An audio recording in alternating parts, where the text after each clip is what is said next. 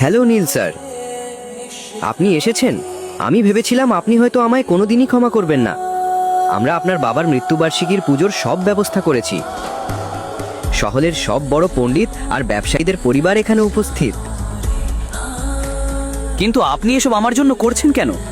আর আমি আপনাকে ক্ষমা করবই বা কেন? নীল স্যার, আপনি আজও মজা করছেন। আমি বুঝতেই পারছি না এসব কি হচ্ছে। চলুন আমার সঙ্গে, আমি সব বুঝিয়ে দিচ্ছি। চলুন চলুন।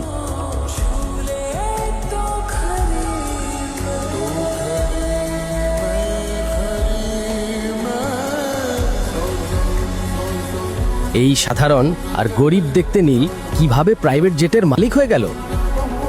যে নীল স্ত্রীর সম্মানের জন্য অপেক্ষা করত, সে আজ মন্ত্রীর সামনে নিজের স্ত্রীর মর্যাদা বাড়িয়ে দিল কিভাবে?